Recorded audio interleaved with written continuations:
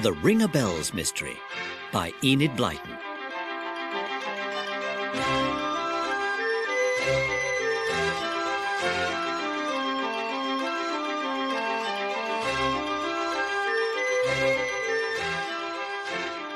On the very day that Roger and his sister Diana and their cousin Snubby were due to go back to school after their Easter holiday, they were taken ill with a nasty bout of flu. Much grumbling and groaning went on, but the most miserable creature in the house was Snubby's dog, Loony, who just couldn't understand why the three children were kept in bed and didn't seem to want his company very much. However, when the children got a little better, the doctor suggested that it would be a good idea to send them away for a change of air and give them the chance to pick up their strength.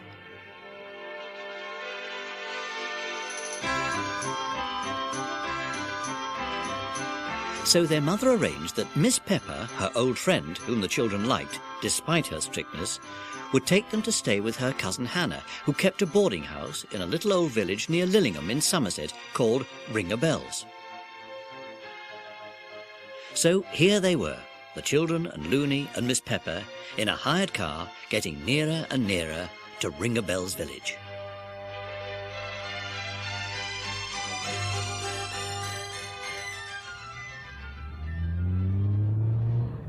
Snubby, don't let Loony hang his head out of the window too much, or he'll get a chill. He won't. He never gets chills. He didn't even catch the flu from us. Besides, I like to see his ears standing straight out behind him in the wind. Does Loony still take brushes away and hide them? Yes. And towels now too, Miss Pepper. Oh, dear. We are almost in the village now. Oh, that's Hubbard Cottage. When I was a little girl, I really thought old Mother Hubbard lived there. And over there is Ring-a-Bells Hall. It looks like an old mansion. It is. It was built in the 16th century and is now open to the public, with a lot of the old original furniture in it. It's got a secret passage, too. Has it? Are the public allowed to see that, Miss Pepper? Oh, yes, Diana. For a small extra payment. People come from all over the place to Ring-a-Bells village and hear its old legends. There are one or two cottages in Ring-a-Bells Wood that really might have been where Red Riding Hood lived.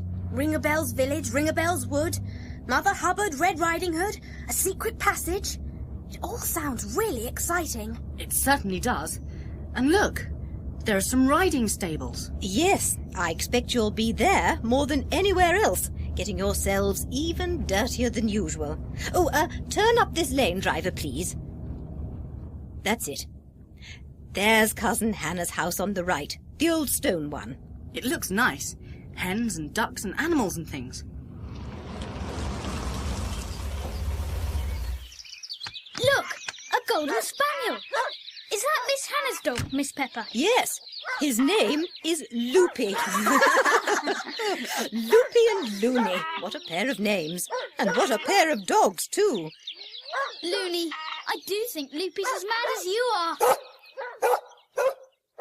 Miss Pepper's cousin Hannah was rather like Miss Pepper herself, only shorter and fatter. She was quite jolly, and soon they were all indoors sitting down to homemade bread, scones and cakes with homemade jam and honey, while Loopy and Loony moved around from child to child, hoping an odd titbit might be dropped. Soon afterwards, the three children, now very tired, were in their beds fast asleep, with Loony in the boys' room curled up on Snubby's bed on an old blanket. Next morning, after a huge breakfast, the children set off with the two dogs down the sunny lane where the hedges were lined with glorious wild flowers towards Ring-a-Bells Hall. It was a big, solid, grim-looking building with one round tower and one square one. A flagged path led up to a great door studded with nails, which opened into a large dark hallway where the children could just see a table set on one side with a woman sitting there knitting. She was dressed in black with grey hair pulled back from her white face, revealing small, dark, unfriendly eyes. The children went up to her.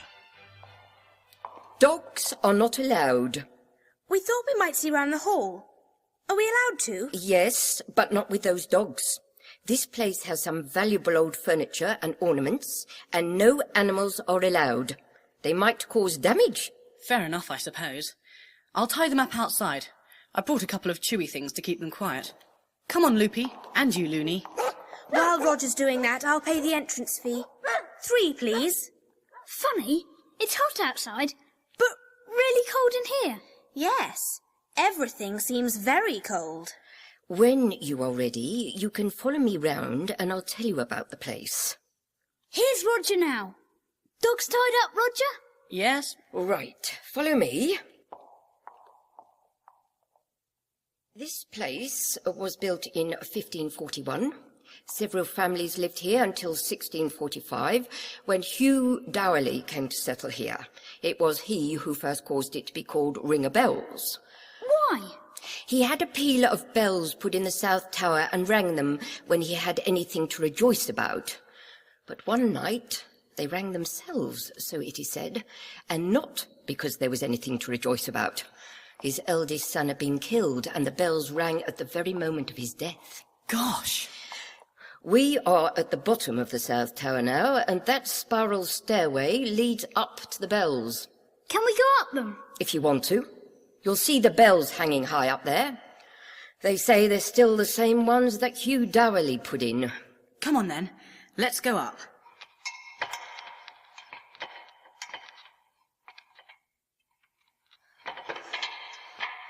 Gosh, there are the bells hanging on those thick ropes.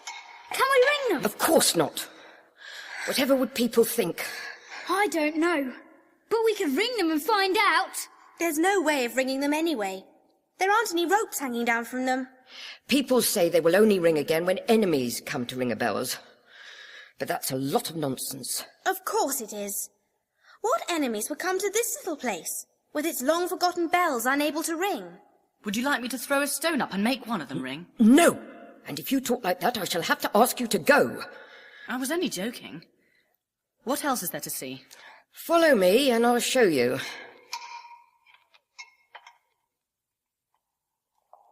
After the Dowerleys left the hall, the Paulet family came to live here. And in this small room, the Lady Paulet had a secret chamber, made in that great fireplace over there. A secret chamber? Where? Well, if you look up the chimney, you will see 2 steps cut in the wall. If you go up those steps and put your hand out, you will feel a cavity big enough for a man to hide in. Can we go and see? If you like. Take this torch. Thanks.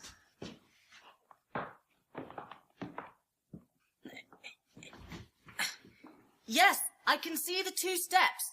And the cavity. Yes, there is only room for 1 person to stand there. Gosh, I wouldn't like to hide there if there was a fire in the grate. You'd suffocate. You going to have a look, Di?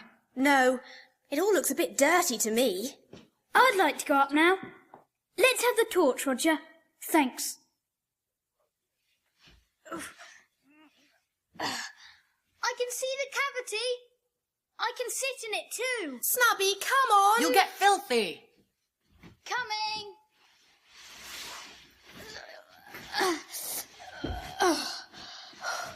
Gosh, it's ever so sooty up there. So I can see. You look like a chimney sweep.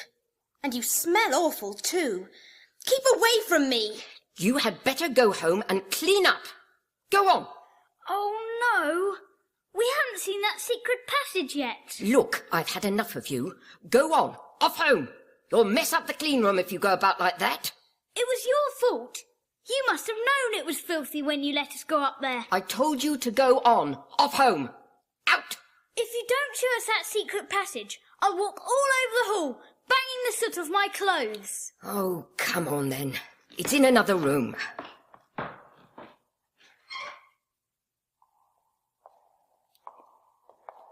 It's in here. The secret passage was made in the year 1748.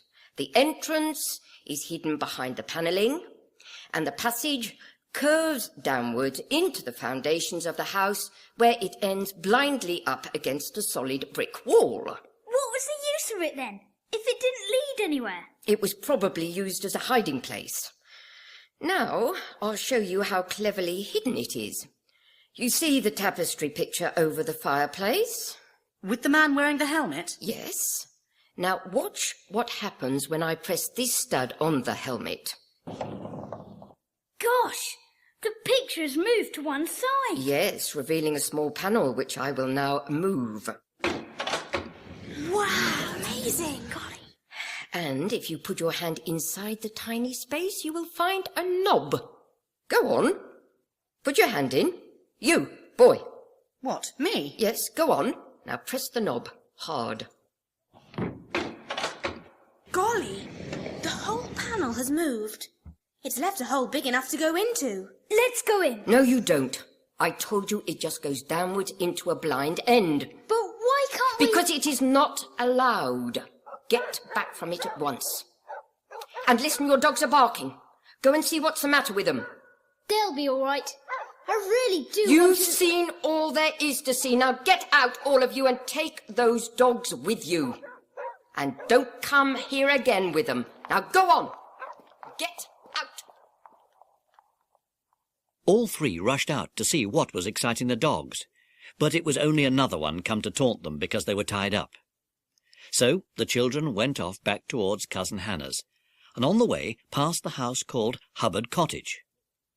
The door opened, and an old lady appeared dressed in a red shawl and a printed skirt, shaking a duster.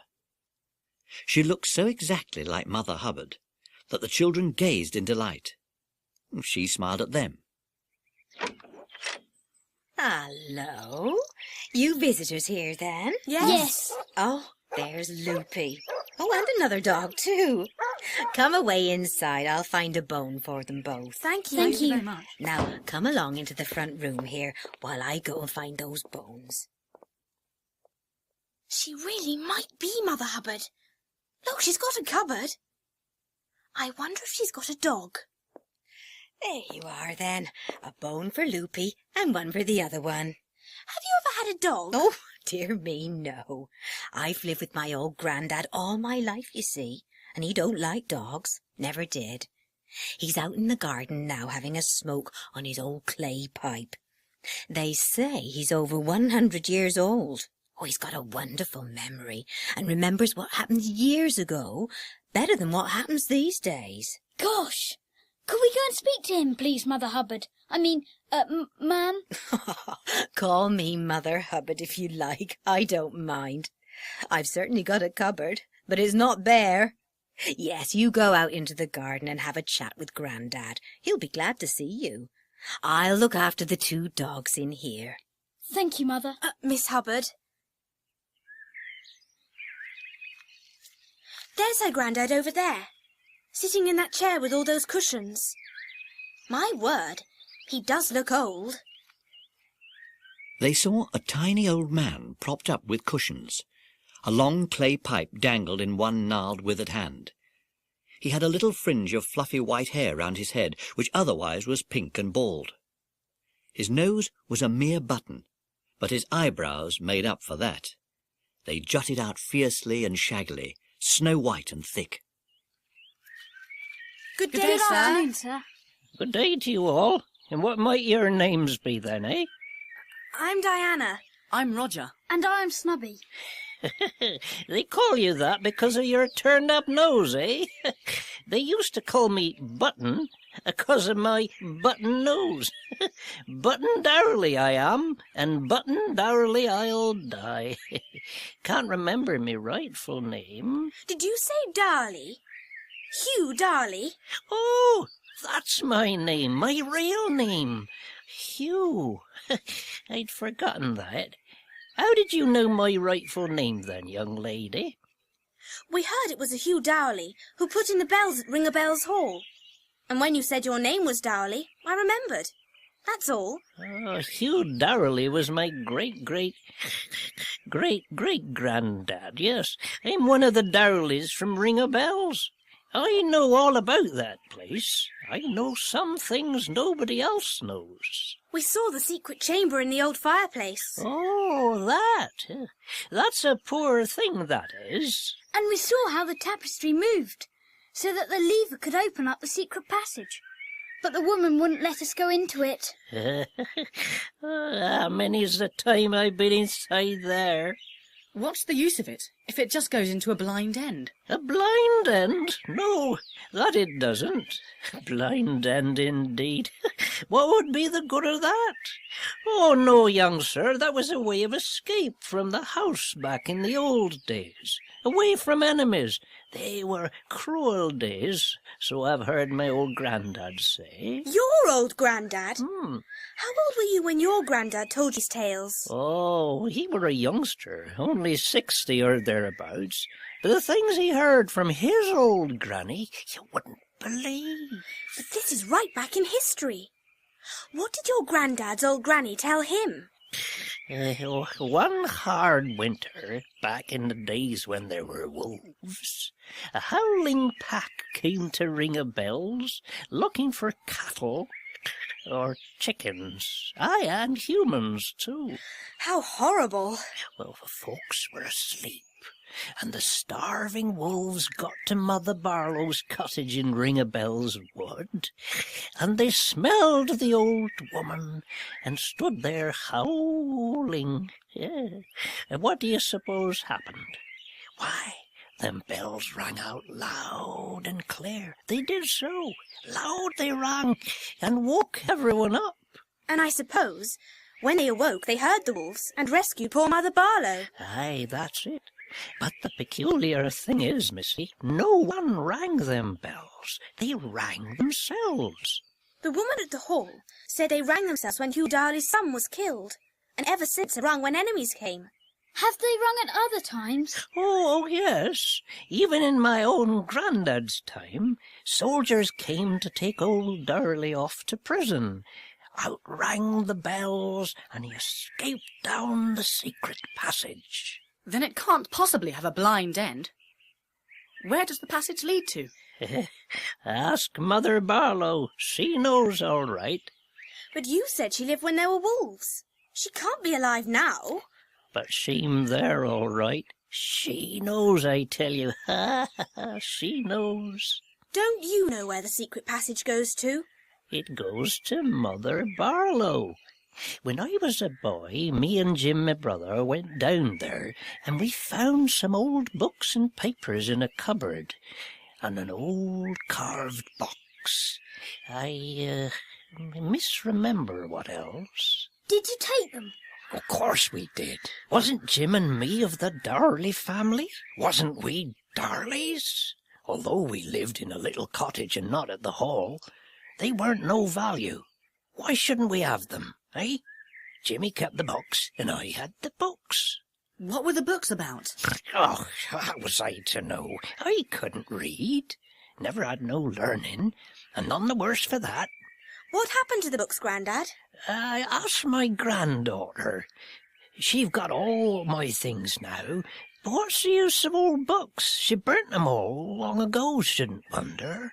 Grandad, do tell us where the secret passage goes to. Oh, me and Jim got thrashed for going there.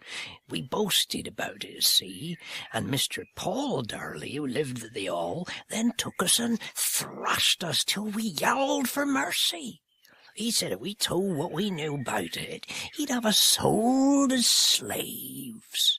So Jim and me held our tongues, and I'm not talking no more about it. You might get something done to me. Who are you anyways? You're just 3 children. We wouldn't do anything to harm you. Who be you? Trying to get my secrets? Prying and poking and worriting me? Now, Grandad, don't go exciting yourself. Oh, don't look so scared, children. He always gets excited when he's telling his old tales. He thought we were trying to pry secrets out of him. But we were just interested, that's all. Oh, of course you were. Now, don't you worry. Grandad's got a guilty conscience sometimes, poor man. And when it begins to work, he gets afraid. He'll soon forget. Now, you run into the house and get your dogs and go on home. I'll see to Grandad and settle him down. You can come here whenever you like. You're always welcome. The children wandered off down the road, feeling rather bemused with all they had heard, while the two dogs raced round them in delight. When they got back to the cottage, there was a letter waiting there for Roger, who opened it and read it aloud. Dear Roger, just to say I finished my present job at the circus, and thought it would be nice to see you all again. If you haven't gone back to school yet, let me know and I'll make my way along to you. Can't neglect my old friends too long, else they'll be forgetting me. Hope to see you soon, Barney. P.S. Miranda sends warm love. Good old Barney. We'll see him soon, Miss Hannah. Yes, good old Barney. Is that the boy with the monkey? Yes, it will be great to see him and Miranda again. Well, he can't come here with his monkey. I'm having no monkeys in my house. Oh, Miss Hannah. Perhaps he could lodge somewhere in the village. Yes. Although knowing Barney, he'd probably find a barn or haystack to sleep in. Very well, but I will not have that monkey here. Don't worry, Hannah. The monkey shan't come here, though it's not a bad little thing. I didn't mind it after a bit. Well, I should never take to a monkey, and at my time of life I am not going to try.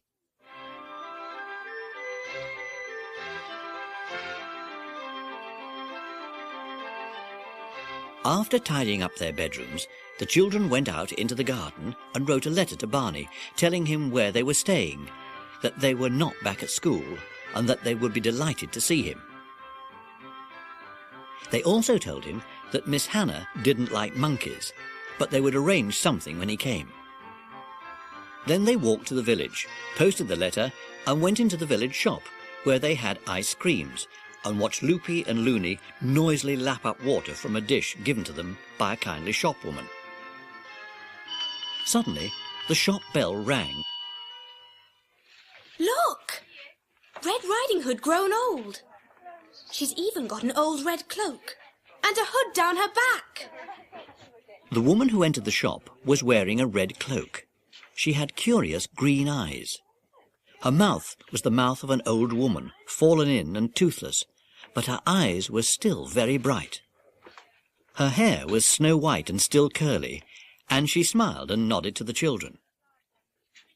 Just a pound of butter, please, Mrs. Jackson, and a jar of your own honey. Oh, hello, children. Are you visiting? Yes. We're staying with Miss Hannah Pepper. Oh, I used to work for her mother years ago. You tell her you see me. She'll remember me all right. I will. What's your name? Barlow. Naomi Barlow, and I live in Ringabell's Wood. Barlow? That's right, Barlow. Thank you, Mrs. Jackson. Good day to you all. Good day, Naomi. Good day. We heard of a Mother Barlow today. That wasn't Mother Barlow, was it? Oh, dear me, no. Mother Barlow lived long ago. She lived where old Naomi lives now, in Ringabell's cottage away in the wood. The children paid their bill and walked back to their cottage, more tired than they had realized, and slept solidly till tea time. When they sat down to new currant bread and homemade honey and hot scones and a huge homemade cake, they all felt extraordinarily hungry. I don't know where to start first. Don't sound so greedy, Snubby. And don't gobble. You can teach me about gobbling any time. I think they're recovering from their flu. They most certainly are. Miss Hannah, do you know an old lady called Naomi Barlow? Oh, dear me, yes. She used to work for my mother, and very good she was too. She must be quite old now. She lives at Ringabell's cottage in the woods. That's the little cottage I always used to think of as Red Riding Hood Cottage. Old Naomi Barlow has a red cloak and hood. She probably had them when she was much younger, and you might have seen her, Miss Pepper. I expect that's what made you think of Red Riding Hood. Miss Hannah, do you know anything about Mother Barlow, who lived in the same cottage years and years ago? I've only heard the name. How did you hear about her? Old Grandad told us about her. You know, Mother Hubbard's grandfather. Mother Hubbard? Who's she? That may not be her right name, but she lives at Hubbard Cottage, and she looks exactly like Mother Hubbard. She's got an old grandfather, who she says is over 100 years old. Oh, I know who you mean. I don't know his real name. Everyone calls him Old Grandad. His real name is Hugh Dowley, and is related in some way to the old Dowleys, who used to live in Ring-a-Bell's Hall. He told us about Mother Barlow. He said she knew all about the secret passage under Ring-a-Bell's Hall. Well, you have found out a lot in a day or two. Of course, old Mother Barlow lived about 80 or 90 years ago, when old Grandad was a bit of a boy. He probably did know her then. What a pity she's not alive now. She could have told us all the secrets of Ring-a-Bells. Perhaps she even knew who rings the bells to warn the village of danger. That's an old, old story that is almost a legend. The bells certainly haven't rung in my lifetime. Old Grandad also told us a tale about wolves coming to Ring-a-Bell's village. Well, that may be quite true. There is a place near here called Wolfwick, where wolves were set together in the winter time. I wish we could wake up one morning and find ourselves in the past. We might see Mother Barlow on the way to work. Or old Grandad as a boy, in the fields with his brother Jim. And the hall full of the Dowley family and their dogs. Probably spaniels like Loopy and Loony. Well, we seem to have sat here a long time. Have you all finished? Well, there's nothing left to eat. Everything's gone. I expect you'll be able to last till breakfast time now. Oh no, Miss Pepper! What about supper?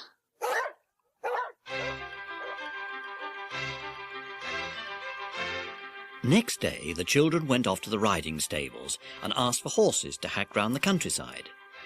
They had a magnificent day. The horses were fresh and happy, and the children were good riders. They cantered over a daisy-strewn path to the top of a hill, where they could see the whole of Ring-a-Bell's village and the woods, from where a thin thread of blue smoke rose up from Ring-a-Bell's cottage. As they gazed down, they wondered if there was some truth in the old stories they'd been hearing. They had a good ride back and returned to Miss Hannah's house with a tremendous appetite. That night they were all very tired and went to bed early, wondering if Barney was now on his way. Barney was on his way. He had received their letter with delight and immediately set off with Miranda to join the children. A man from the circus gave him a lift for the first 50 miles, and then a friendly furniture van driver took him to a town near Lillingham. Barney knew from his map that once he got to Lillingham, it was no distance to Ring-a-Bell's village. It was getting dark by now, and he had just set off on the Lillingham road when he saw that a small closed van with the name Piggott, Electrician, on it had stopped at the side of the road with a puncture in one of its front tyres. Barney approached the driver, who was changing the wheel. Bad luck. Do you want any help? Yes. Do you know anything about changing a wheel? Yes. I'll finish changing this one for me then, and I'll make it worth your while. All right, I'll do that. And a lift to Lillingham if you're going that way would be payment enough. Right. You finish changing my wheel, and I'll take you to Lillingham. I'll go right through it. That's a deal. Miranda, sit on the top of the van a minute.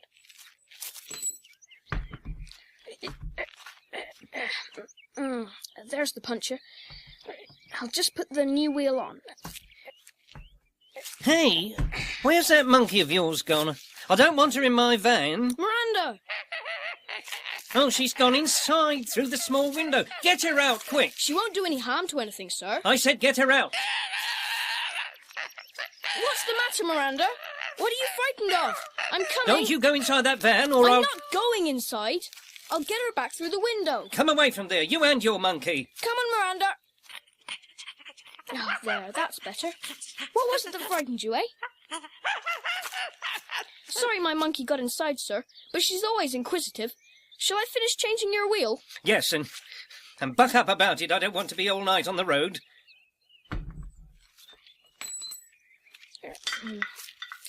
There you are, sir.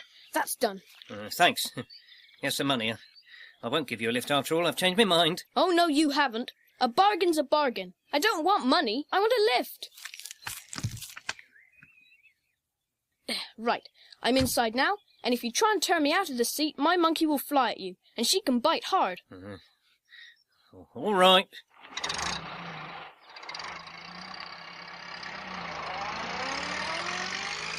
Neither Barney or the man said a word as they drove through the night. Miranda made no sound, but clung to Barney tightly. Barney quietly wondered what had frightened the monkey so much. He had had a glimpse into the van himself, which seemed just full of boxes and sacks, although he did catch a quick glimpse of something white, which seemed to be moving about on the floor of the vehicle. After a while, the van slowed down and stopped.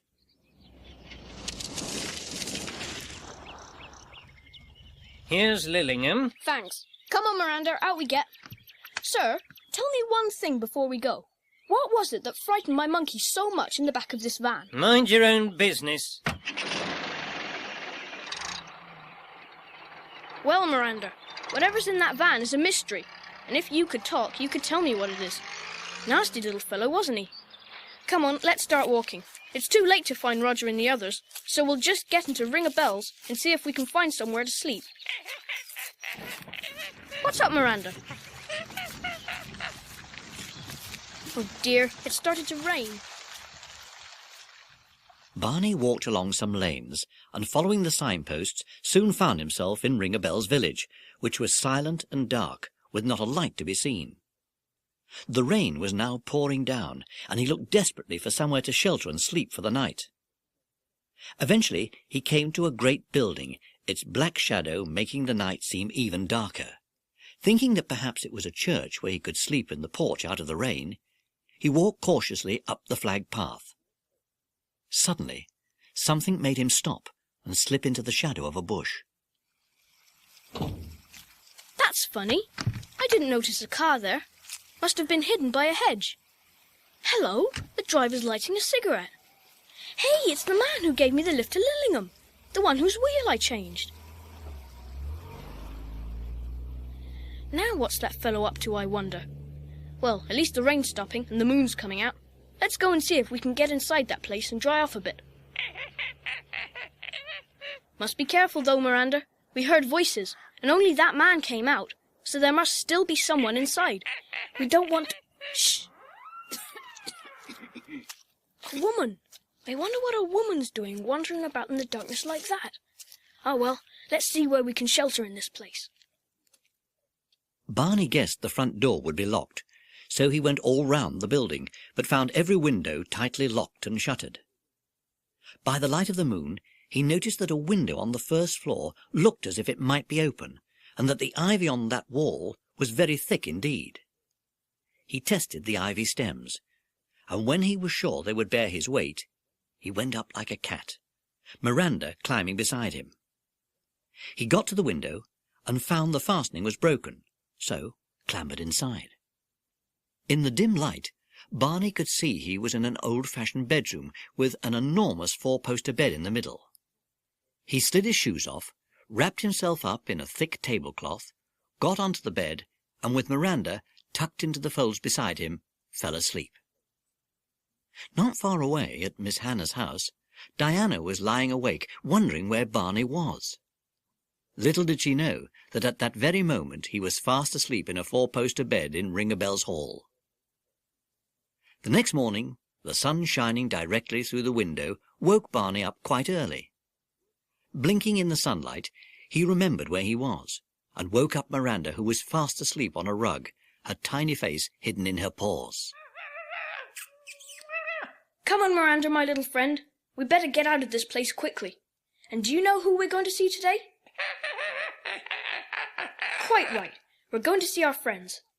Now, let's go and find out if there's a back door we can open. We'd better not shin down the ivy in case someone sees us. Come on. Barney replaced the tablecloth on the table, put on his shoes and coat, which was quite dry now, and left the room. With Miranda scampering beside him, he went down a flight of stairs and into a huge kitchen. Good. There's the back door. We can get out that way. Come on, Miranda. Miranda? Miranda? Miranda, where are you? Miranda! Stop playing about, Miranda.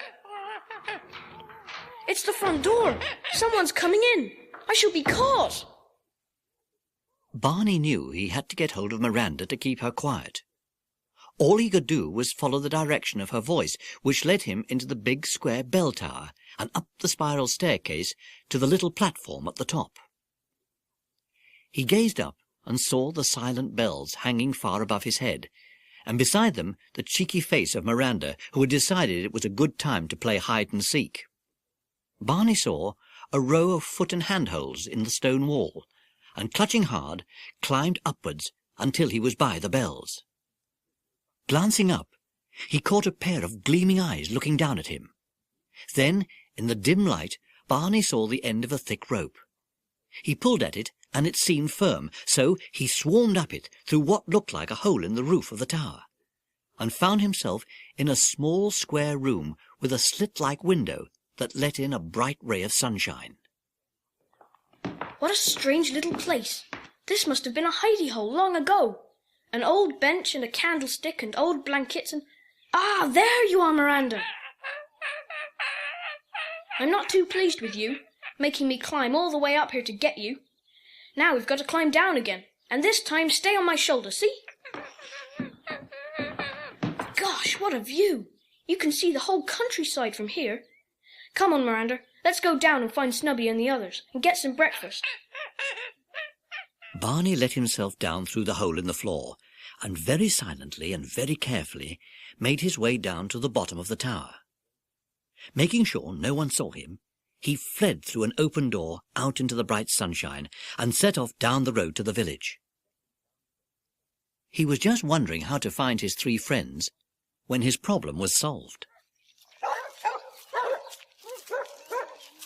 Barney! Good old Barney! Miranda! Grand to see you all again. Diana, you've grown. Snubby hasn't. Good to see you, Roger. You're a bit taller, Barney. Miranda's on my shoulder already. Oh, it's lovely to see her again. She's pleased to see you, too. When did you get here? Where did you sleep last night? Oh, I say, the dogs have both gone mad. Who's the dog with Loony? That's Loopy. He's even crazier than Loony. That's impossible. Have you had any breakfast yet, Barney? Because we can go back to Miss Hannah's house and get you some and talk about everything you've been doing. And so the children and the dogs and Miranda, who were all very excited, went back to the house where Miss Pepper, who liked Barney, got him and Miranda a big breakfast. Because Miss Hannah was so frightened of monkeys, they went into the garden, where Barney told them of the jobs he had had since he had last seen them, and how he was still hoping one day to find his lost father. The children told him their news too, how they had had flu and had come to Ring-a-Bells for a change of air, and about their visit to the mysterious Ring-a-Bells Hall with the secret passage and the legend of the bells. Then Barney surprised them by telling them that that was where he had spent the night, and how he had gone hunting for Miranda in the bell tower, and about the little room above the bells. When he spoke about the strange episode of the night before, when he had seen the man who had given him a lift talking to someone at the hall, and then heard a woman coughing there, they were most impressed. But Ring-a-Bells Hall is locked up at night. Nobody's there. Well, there were definitely 2 people there last night. Strange. You say you heard a woman cough. Perhaps it's that bad-tempered guide woman who showed us a secret passage but wouldn't let us go down it. Perhaps she's got something there she doesn't want anyone to see. Do you mean that, Barney? No, not really. I just said it. But you seem quite serious about it. You know, I think we ought to examine that secret passage, just to make sure there isn't something peculiar going on down there. Perhaps. But today we'll go for a long walk, have a picnic, and show Loopy and Loony the countryside round Ring-a-Bells. Good That's a idea, wonderful Di. idea. All right, you 2 dogs. You can come too. Miss Hannah packed them up a mound of cut sandwiches and sausage rolls, hard-boiled eggs and tomatoes and fruitcake and packets of biscuits and bars of chocolate, and put them in 3 big picnic satchels.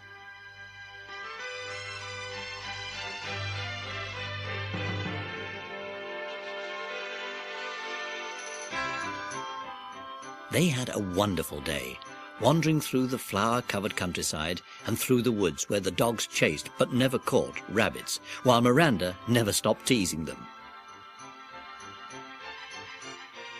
After lunch, at the top of a hill from where they could see the Bristol Channel gleaming in the distance, they set off back towards home. About 3 o'clock, as the sun became very hot, they found themselves near to Ring-a-Bell's cottage.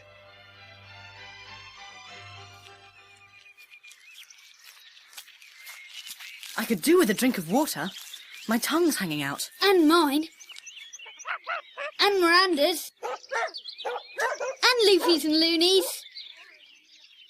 Perhaps you can get a drink at Old Red Riding Hood's cottage. Whose cottage? I've never heard of an old Red Riding Hood. Wait till you see ours. And he lives in a fairy tale house.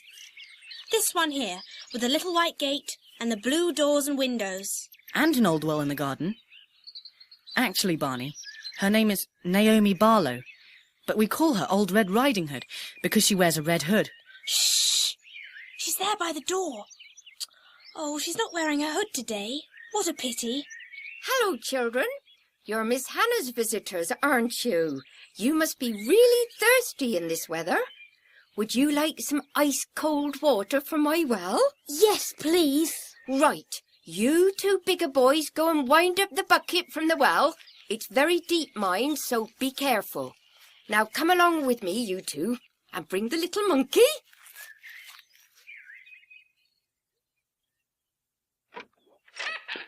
Oh, she's a lovely little monkey, isn't she? Oh, I love monkeys. Come on inside and bring the little mite in with you. Do you like my house? Very nice. But isn't it tiny? Just 3 rooms, dear. My parlour kitchen and my bedroom and my storeroom. That was my bedroom when I was a little girl. It smells good. Jam and honey and pickles and things like that. Yes. Do you know, Barlows have lived here for over 400 years. Here come the boys with the well water. Gosh, that's a deep, deep well, isn't it? Oh, yes, I told you it was, didn't I? Very deep indeed it is. That's why the water is so cold. The children drank the cold, clear water, gave some to the dogs and Miranda, thanked Naomi Barlow, and went on their way. They wished they'd been able to ask her why old Grandad had kept saying, "Ask Mother Barlow, ask Mother Barlow," the other day, when they had wanted to know where the passage went. The next problem was to find somewhere that Barney could sleep that night, and they soon found out that it wasn't just Miss Hannah who wouldn't have a monkey in their house. Everywhere they tried, they were greeted with the same reply: "No monkeys in this house." And so it went on until the children got quite desperate. Finally, Barney said he would try and sleep at Ring a Bell's Hall again, as he had the night before.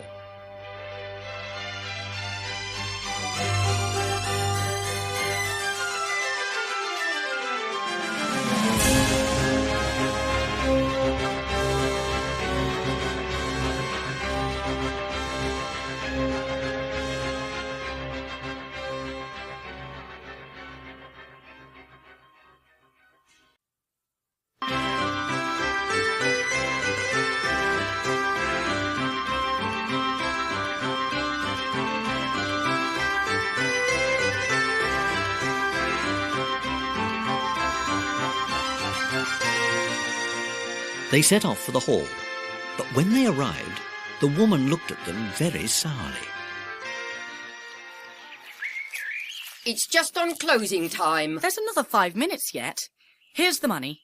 We want to show our friend around, and we've tied the dogs up outside. I've got my books to see to. I can't take you round. We'll go by ourselves, don't worry. Come on, you 3.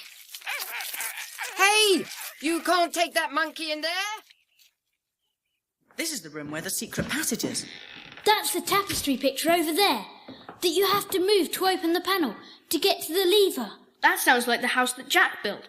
Move the picture to open the panel, to move the lever to free the panel, to... It does sound a bit complicated. We'll come one day and explore the passage by ourselves. Although how we're going to do it with that woman there, I don't know. We'll have to come one night then. I only hope the bells don't ring then. They wouldn't. We're not enemies. It would be an adventure to explore it, though, wouldn't it? Look, there's a big couch and cushions over there. I think I'll sleep in this room tonight. It looks quite comfortable. You children! I'm closing the place now. Come along, or you'll be locked in. She doesn't know that one of us wants to be locked in. So long, Barney. Sleep well. See you in the morning. Come up to Miss Hannah's in the morning, Barney, and wait by the gate. We'll bring you breakfast. Thanks. Listen, the woman's locking up the back. Hurry up, and she won't see how many of you go out the front. Good idea. Right. Come on, you two. Quick. Barney waited for the slamming of the front door, and when he was sure he was alone, took some cushions, wrapped himself in a tablecloth, and with Miranda cuddled up into his jacket, lay down on the big couch and fell asleep.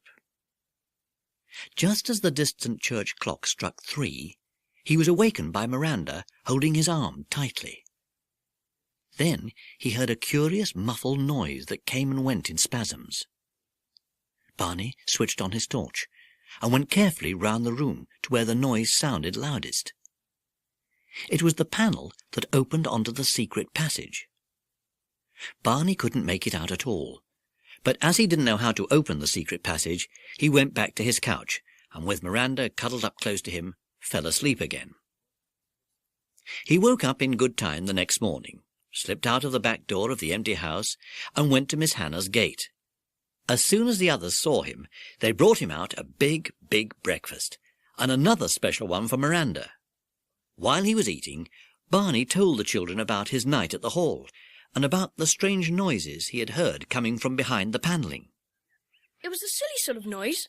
I can't place it, and yet I feel I know it, and have heard it many times before. I expect the hollowness of the passage made it sound different. Did it really come from behind the panelling? I mean, the woman told us that the passage is walled up, so whatever it is can't be far down. It sounded a good way down. Are you going to explore it? Oh, yes. We'll have to do it after that woman's gone home. But we can't very well slip out before supper, or Miss Pepper will want to know what we're up to. We'd better come after we're supposed to be in bed. Miss Hannah and Miss Pepper generally go to bed quite early, about 9 o'clock as a rule. Right, that's settled then. Tonight, at about 9:30, we'll soon know the mystery of that passage. Now come on, let's take the dogs for a walk.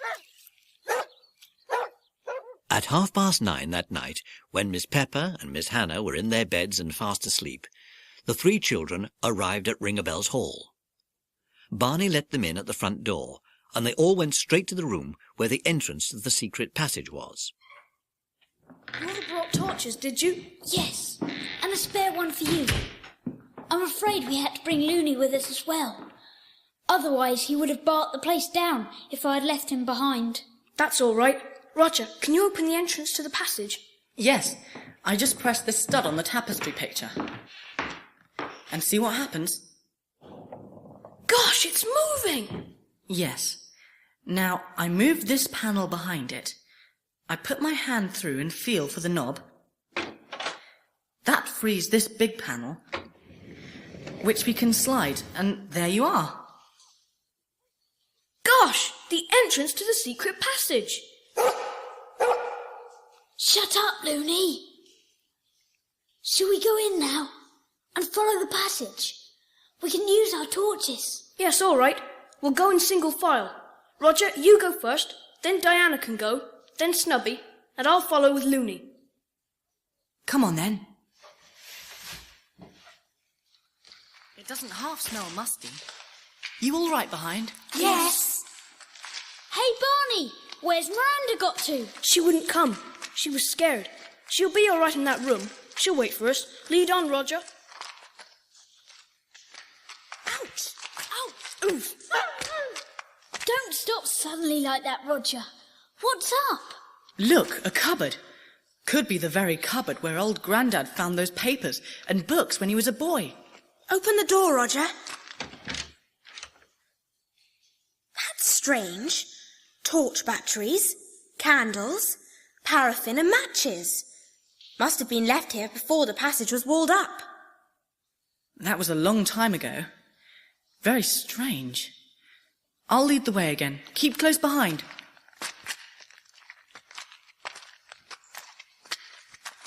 Ouch! Ow! Ouch! You might give us a warning when you stop suddenly like that. What's up now? We've come to the wall the woman told us about. It's true then. What a swizz. What about the noises Barney heard? We haven't come across anything that would make them. No, that's funny, that is. Where could they have come from, then? Let's go back to the room, shall we? I don't like the smell down here. You turn round, Barney, and we'll all follow you back. And so, again in single file, they went back to the room, where Roger pressed the panel back into place. Then they sat round on a great chest in the corner of the room, really disappointed that they had found nothing of interest in the passage. Suddenly, Barney stood up. Shh, listen. There it is. That's the noise I heard. Hush, everyone. There, did you hear it again? Yes. It did seem to come from the passage, but it can't. There! I was beginning to think I dreamt it. There's another noise, a different one. It sounds like a bell noise. Like bells just starting up. Oh dear! Roger, Barney, what is it? Thank goodness they've stopped. But who rang them? I don't know. In any case, there's no ropes to pull to ring them properly. Well, they couldn't have rung themselves. Do you think we dare go and see if there's anyone in the tower? Well, I'm not going. If they rang, I'd have a fit. Oh, there's poor little Miranda. Did the bells scare you too? Not so much as they scared me, I'll bet. Shh. Listen. Out in the hall. Footsteps. The bells were right. There must be enemies about. Hide, quick! You will get in that big chest with Loony, and I'll hide in that smaller one with Miranda. Quick, quick, quick! Miranda! Miranda! Oh no, she's got away somewhere. Gosh, I hope she keeps out of sight. Well, where is he? I'll take you to him. I'll open up the panel and take you down the passage. Hurry up, then. What was that dreadful noise? I don't know. There's another ghastly sound. It's enough to give anyone the creeps. What's the matter with this place? Nothing. I've never heard these voices before. What's the matter now? Something pulled at my hair. Don't be ridiculous. We're getting nervous or something. Now come on, get down that passage. Quick, you three! Now's our chance to go. They've gone down the secret passage. Goodness knows why. But let's clear out now, quick. Miranda, come on! We're coming, Barney. Keep Loony quiet, for goodness sake, Snubby. They all breathed with relief when they finally arrived back at the little shed in Miss Hannah's garden and crowded in there together. They talked about their adventure in whispers, and several things puzzled them. Who rang the bells to warn them about enemies? Did anyone in the village hear the bells? Why did the caretaker woman and a man go into the secret passage which was blocked up? Why did the man ask, "Where is he?" So many questions and no answers. The silence was suddenly broken by Snubby. What we could do is to try and find out where the other end of the secret passage is, and then explore it backwards, so to speak, to the other side of the brick wall. That is a good idea, Snubby. If only we could find out from Grandad where the other end of the passage is. We could go and see him tomorrow. Oh, but we ought to go to bed now, or we'll never get up in the morning. By now they were all very, very tired, so they found some sacks for Barney to lie on, and covered with an old garden rug, he cuddled up to Miranda and fell asleep as the others made their way back to their rooms in the house. The next morning they found that neither Miss Pepper or Miss Hannah had heard the bells, and at 11 o'clock they walked to Hubbard Cottage to have another chat with old Grandad. I'm sorry, my dears. It's nice to see you again, but Grandad isn't very well today and is having a day in bed. Oh, we are sorry. I hope he gets better soon. Oh, thank you, dear. Is there anything I can do to help you? Well, it's like this. You know, we're interested in Ring-a-Bell's village. An old Grandad told us about some books he once had, and we wondered if he would let us look at them. Old books? Oh, he's got an old box with some things in it. You could rummage through them if you like and see if there's any old books in there. He won't mind. Oh, could we? That is kind. There's Grandad's old box there, look. I'll leave you to look through it while I go and get some dinner ready for him. Thank you. It's funny, but Grandad told me he heard the old hall bells ringing last night. Oh, the tales he does make up sometimes.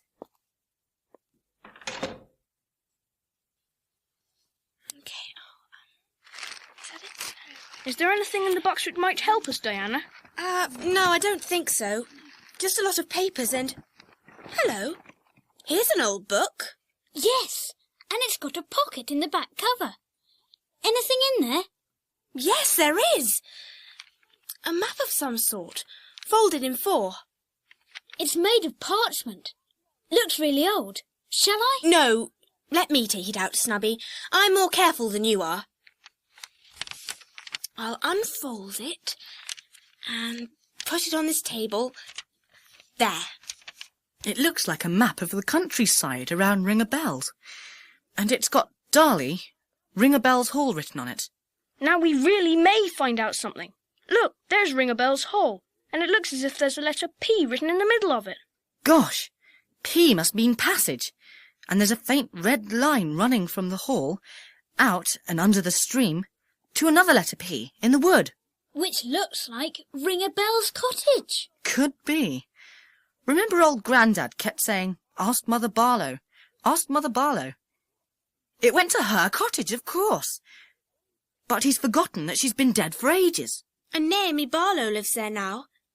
I wonder if she knows anything about it. I shouldn't think so. There were solid stone floors in every room. There's no way for the passage to open up there.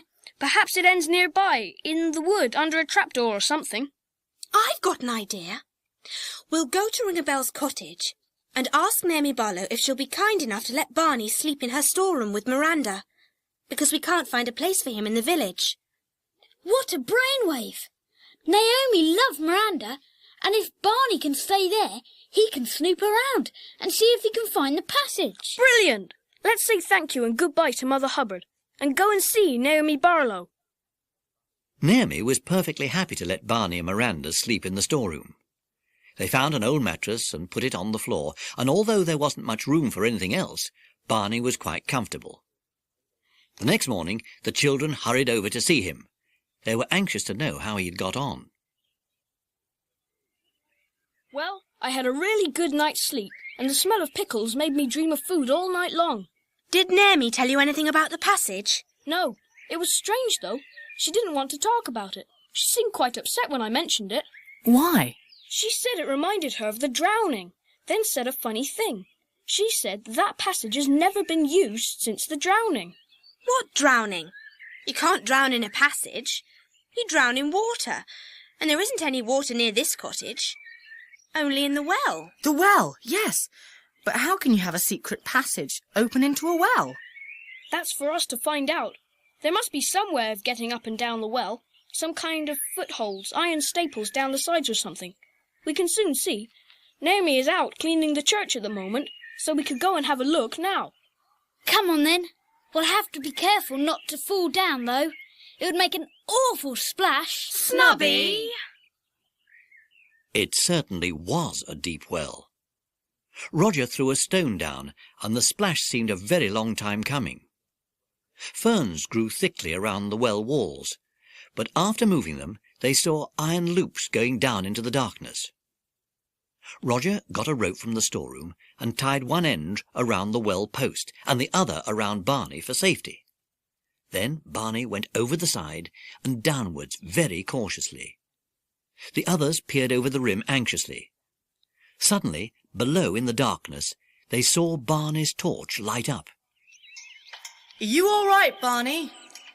Yes, the footholds stop here. Wow! What is it? There's a hole here in the side of the wall. I bet it's the entrance to the secret passage. What a marvellous escape route. No one would dream of looking down a well. I'm going in. No!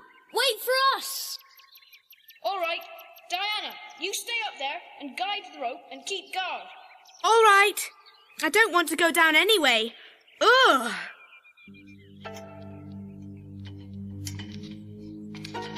Soon, Snubby and Roger were down below with Barney, standing in the narrow hole in the well wall. Shivering with a mixture of excitement and horror, they entered the weird tunnel, as Barney led the way by the light of his torch. The tunnel took a sharp bend and ran downwards and smelt damp and musty. They were glad they had left Diana behind to raise the alarm if anything went wrong. They saw tree roots coming through the roof, and then the tunnel dipped down steeply, and they guessed they were going under the stream. Water dripped in from above, and then the tunnel began to slant upwards and curve to the right. We must be somewhere near Ring of Bells now. Better be very cautious. Oh, blow. What's up? In front, look. A roof fall blocking the tunnel. We'll have to turn round and go back. Listen. Do you hear that? It's coming from the other side of the roof fall. Gosh, that man sounds ill. What's he doing down here, I wonder? He ought to have a doctor or something. Perhaps he's trapped behind this roof fall. Or kidnapped. Look, Barney, there's a tiny crack in the rubble there. See if you can see anything through it. All right. Yes, I can just make out a man lying down and tossing and turning. I'll speak to him. Hello there, who are you? Who spoke? Who is it? Who's that? Never mind. What are you doing here? I've been kidnapped. I'm a detective looking for this gang of kidnappers, and they've trapped me now and threaten to kill me if I don't tell them all I know about them. Should we try and dig our way through to you, sir, and get you out this way? No, it's too dangerous. I'm too weak. Listen, they'll kill me if they think I've been talking to anyone. So be careful. Listen to what I have to say. We're listening, sir. 3 of the gang are coming to try to make me talk tonight. They'll be here about 11, so we might be able to catch them all red-handed. Can you hide till they come, and then warn the police? Tell them it's Detective Inspector Rawlings who's sending the message. Is that caretaker woman in it too? They're all in it. I knew they were using this building to hide people, but I had no idea there was a secret passage here.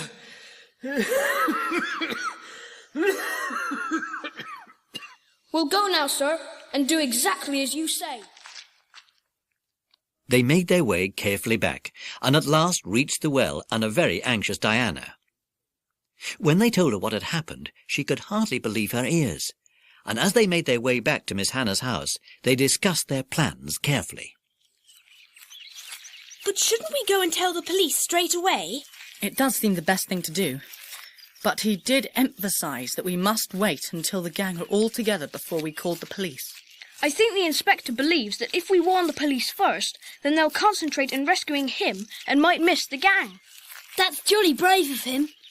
One thing I can't understand is that when we went down the secret passage from the room that first time, there was a brick wall blocking it. Perhaps some of the bricks are removable.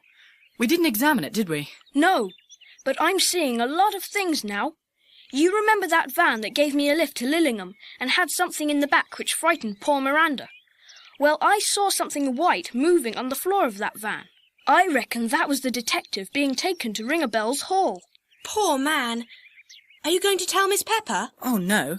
She would certainly go to the police. No, I think we must do exactly what the inspector asked us. Are we going to watch for the gang inside Ring a Bell's Hall? Yes, we might be spotted anywhere outside. By the way, we can't take Loony. If he growls, he'll give us away. You'd better stay behind and keep him quiet, Diana. All right. But what about Miranda? She'll be all right. I'll put her on a collar and lead. Right. We hide and we wait, and we watch to make sure the gang go down to the secret passage. Then we rush and get the police. But what if they don't believe us? We will jolly well make them believe us. They'll know that Detective Inspector Rawlings is missing anyway. Those bells ringing the other night knew there were enemies about, didn't they? I don't mind telling you I'm getting scared of those bells, but I'm still coming to the hall tonight. Good for you, Snubby. At 10 o'clock, the three boys, with Miranda on Barney's shoulder, walked to the hall, where Barney shinned up the ivy and got in the room with the four-poster. Then he ran down to the hall and opened the front door for the other two. They crept in and shut the door again. Let's go in that room over there and wait. We can leave the door a little bit open and watch for the gang to come in the house. Then, when they've gone down to the secret passage, we'll hare off to the police. Follow me. I'll open the door quietly and we'll go in. Oh, no! Who are you? Stop! Stop, I say! Who are you? Come here! Run! Quick, run! Separate! Hide, quick! Catch him! After him, Charlie! Where are they? I saw one of them go into the panel room and hide in the chest. Good. That's one trapped. Go in and shut the lid down, Lizzie, and turn the lock. Where'd the other one go, Fred? Can't see him anywhere. Who are these kids? What are they doing here, anyway? Probably a couple of hooligans coming to steal a few things. Well, it's too bad for them. We'll deal with them so they can't split on us. Yeah, but we gotta find the other fella. What's that noise? It came from that corner. Shine your torch over there, Charlie. It's a monkey. What a... Oh, the owner must be in the room. Quick, search everywhere. Miranda had been hiding with Barney behind a curtain not far from the foot of the square tower. Barney knew that the men would never catch Miranda, so he released her collar and freed her. She jumped all over the room, chattering angrily at them, which gave Barney the chance to slip from behind the curtain and make a dash for the tower. He got safely through the doorway and was just sprinting up the stone staircase, round and round and round, when Miranda joined him, scuttling up on all fours. Barney, knowing that the men would follow the monkey, thought of the little room above the belt where he'd be perfectly safe. With Miranda on his shoulder, he began to climb straight up the wall of the tower, using the footholds he had used before. He could hear the men and the woman racing up the spiral staircase after him below. We'll get him. There's only a platform at the top. There's nowhere for him to hide. Look up. In my torchlight. His legs. The fellow shinned up the steep wall and climbed through the roof. Can he escape from there? No, we needn't worry about him now. We can lock the big tower door, and he'll be just as much a prisoner as a boy in the chest. Well, that's the two of them and the monkey. Now let's get on with our business. If our friend is as bad as Lizzie says he is, he might be willing to talk to us. Come on. Barney heard them go down the spiral staircase and the lock being turned in the heavy tower door. He sat there feeling very angry. All their plans were spoilt. The only good thing was that the kidnappers thought there were just two boys in the house, so either Roger or Snubby were still hiding somewhere. He peered down through the hole beneath him, and in the torchlight could see the gleaming bells below. And then Miranda squealed with fright. What's the matter, Miranda? I'm not going to fall down. It's only bells, look. I can touch them. You can't be afraid of them. Look, they can't hurt you. What is it? Of course. Miranda, I know why you're frightened. You rang them before, didn't you? When we all thought they'd rung themselves. You were up here exploring and set them swinging and they wouldn't stop. Then you panicked and leapt from one to another and made them all ring out. Come here, my poor little friend. There, that's better. Nothing to be frightened of. But I don't know how we're going to get away from here. That gang will be down in the secret passage now, trying to make the detective talk. Down in the passage! Miranda, I thought of something. They won't hear a thing down there. So now, my darling, I'm going to give you the fright of your life. It can't be helped, but I'm going to ring the bells. The gang won't hear them in the passage, but the whole village will. Sorry, Miranda.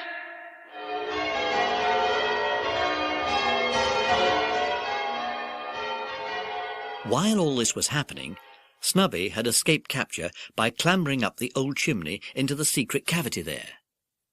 He shook with fright when he heard the bells ringing and decided that nothing would make him move out of his hiding place now. But the sound of the bells went far and wide over the countryside. Miss Hannah and Miss Pepper awoke, and poor Diana lay frightened, trying to keep Loony quiet, while Loopy went into a cupboard. The people in the village left their houses to see what was happening, and at the police station the sergeant ordered a car immediately and set off with 2 constables to see what was going on at Ring-a-Bell's Hall. When Snubby heard them hammering at the great door, demanding it to be opened in the name of the law, he forgot all his fears, and scrambling down from his hiding place, rushed down to the hall and opened the front door. Who are you? And who's ringing those bells? I don't know. Gosh, I'm glad you came. Those bells are ringing out to say that enemies are here. Please help us. Joe, Dave, come with me to the bell tower, quick. Going, Sword. Follow me up this spiral staircase. You up there! What do you think you're doing? Ringing bells in the dead of night? The police! Thank goodness. Wait a minute, I'll come down. Oh, goodness me, another boy. Now tell me what all this is about, young man. It's serious, Sergeant, very serious. Do you know of Detective Inspector Rawlings? Well, of course I do. And what do you know about him? I'll tell you. And Barney tried to tell his extraordinary story as briefly as possible. When the policeman realized how urgent things really were, he told Barney to take him and the other 2 policemen to the panelled room where the secret passage started. Snubby was waiting there for them. So it was you, Barney, that was ringing the bells? Yes. Where's Roger, Snubby?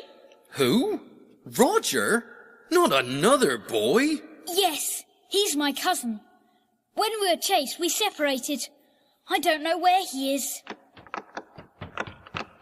Good heavens, what's that noise? It's coming from that chest. I'll bet Roger's locked in there. I'll unlock it quick. It is Roger. You all right, Roger? Just about. What happened? I heard bells. Tell you later. Look, did you hear the gang go into the passage? Yes. The 3 men and a woman. They're still in there. I don't think they could hear the bells down there. Good. Now, where's this secret panel? Wait a minute. The gang's coming back. I can hear them. Good. Now, quiet, everybody. Joe, Dave, be ready. Ready, sir. Ready, Wait. Wait. Here they come. Shh, shh. The panel's opening. There's someone here. It's the police. Get back! Snubby!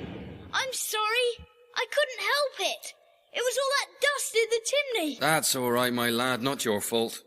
Open the panel up. That's it. You lot down there, you might as well give yourselves up. You're cornered. That's what you think. Come and get us. We got a gun and anyone coming down will be neatly picked off. Bring Detective Inspector Rawlings up. Now. He's a nice little hostage, isn't he? He needs a doctor badly. We'll let you have him if you let us go. Otherwise, I don't reckon he'll last till morning. He is very ill, sir. Well, what can we do? It's certain that no one can get in there without being shot. There is another way into the tunnel, sir. There is? Joe, sir, you stay here and make sure they don't escape this way. I'm going in the other room to hear what this boy has to say. Dave, sir, you go and phone Lillingham and tell him to send 4 men urgently. Come on, young man. Let's hear what you have to say. You 2 boys had better come as well. In the other room, Barney told the sergeant all about the secret passage and how it could be reached by going down the well at Mother Barlow's cottage. He explained how the inspector was kept a prisoner between a roof fall and a brick wall which sealed the passage when entering from Ring-a-Bell's End. The sergeant listened carefully and then flopped down in a chair. This is all like a dream. Passages, wells, sliding panels, boys in chest, bells ringing at night. Great heavens, what's that now? That's Miranda, my monkey, sir. Your monkey? Yes, she'll come with us. I don't want to lose her again. I think I've seen everything now. Anyhow, if we do go into the tunnel from the other end, surely they'll hear us. Perhaps we could create a disturbance at this end so the gang will think they're going to be rushed. And break in from the other end when they're off guard. Good idea. How long will it take to get to Ringabel's cottage and down the well and through the passage? About 2 hours, sir. Right. Say 3 o'clock then. We'll have the Lillingham men with us by then. Dave, when they come, send 2 to me with some spades and tell the others what to do this end at 3 o'clock. Right you are, Sarge. It wasn't long before the 3 boys were showing 4 burly policemen how to get down the well and move along the passage under the woods and the stream. They didn't like it very much, but the boys didn't find it quite so strange as the policemen, because they had done it before. Eventually, they got near to the roof fall. We're almost there, sir. What's the time? Nearly 3. I can see the roof fall. The inspector's behind that, is he? Yes, sir. The gang will be with him now. But when they hear your men making a commotion, they will leave him where he is and go back through the brick wall. We reckon they've got loose bricks in it. I can hear the poor man coughing. We'll have to get him to hospital as soon as possible. Listen. Quick, they're coming. Up the passage, Charlie. Joe, we mean business. Get your gun, Joe. Exactly 3 o'clock. That's my men making a diversion up in the room. And it sounds as if the gang are going up there. Quick, you men. Get your spades and dig. Go on. Oh, we're through. Inspector Rawlins, we're here. Good man. Get them, Sergeant. They're tough, mind. So get those boys back out of the way. Right, sir. You stay there with the inspector, boys. Come on, you men. After them.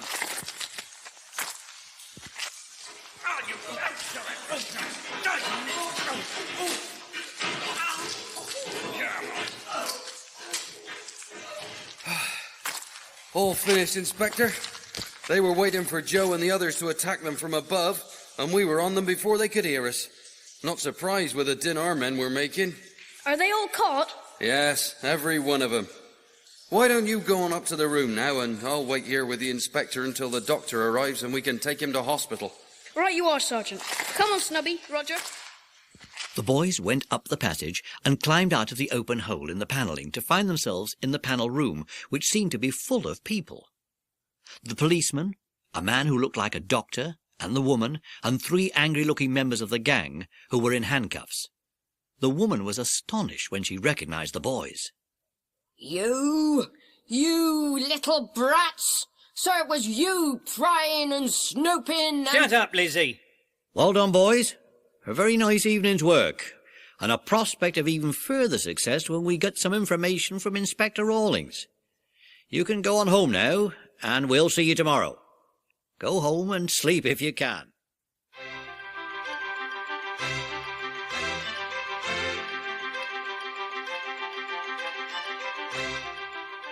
Feeling on top of the world, the boys, with Miranda on Barney's shoulder, left the hall and made their way back to Miss Hannah's.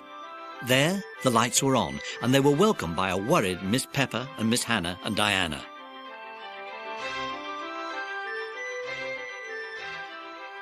They could hardly believe what they heard, when bit by bit the strange story came out.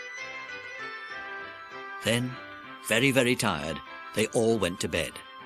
Barney actually being allowed to sleep on a couch with Miranda in Roger's room. They slept late into the next morning, and when they went downstairs, they found 2 policemen waiting with broad smiles. Hello. What have you come for? Well, to see if we can persuade you children to join the police force. What? And not go back to school? They're only joking. We really come to let you know what's happened. Thanks to you, Inspector Rawlins is safe in hospital and improving. Wonderful. Great. You may like to know that we've had our eye on Piggott for some time. He was always making peculiar trips to the Bristol Channel. Now Inspector Rawlins has told us why. When his pals come up the channel with people who want to get into the country and be kept hidden for a while, Piggott is at hand. When a little kidnapping is done, Piggott is at hand.